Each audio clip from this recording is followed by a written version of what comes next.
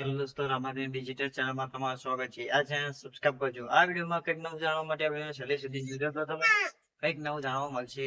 મારું નામ વિશાલભાઈ છે. આપણે આ વિડીયોમાં જણાવવાના છે કે અલગ ધણી નામ કેવી રીતે પડ્યું. તો દોસ્તો ચાલુ કરીએ વિડીયો.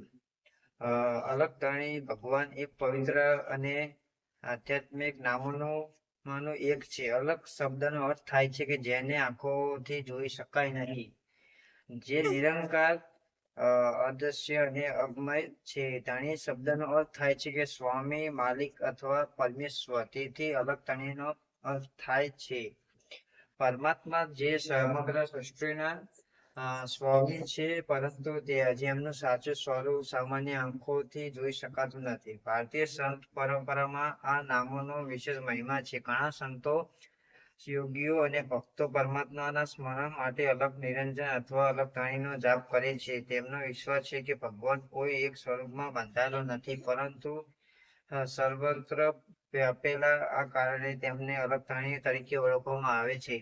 લોક પરંપરા ભગવાન રામદેવપીરને તેમના દિવ્ય ચમત્કારો અને સમાનતાના સંદેશ અને લોક કલ્યાણના કાર્યને કારણે પ્રેમથી અલગ ધણી કહેવામાં આવે છે. ભક્તો માને છે કે તેઓ પરમાત્માના દિવ્ય સ્વરૂપ છે અને દરેકના દુઃખ દૂર કરનાર છે.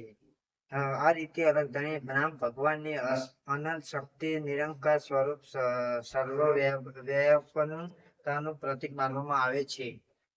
આ નામ ભક્તોમાં શ્રદ્ધા, ભક્તિ અને પરમાત્મા પ્રત્યેનો અડગ વિશ્વાસ વધારવાનું કાર્ય કરે છે. તો દોસ્તો, તમે વિડીયો સારો લાગે વિડીયો લાઈક કરી દેજો. આ ચેનલમાં પહેલી વાર ચેનલ સબસ્ક્રાઇબ કરી દેજો. તો તમને નવું કંઈ જાણવા મળશે.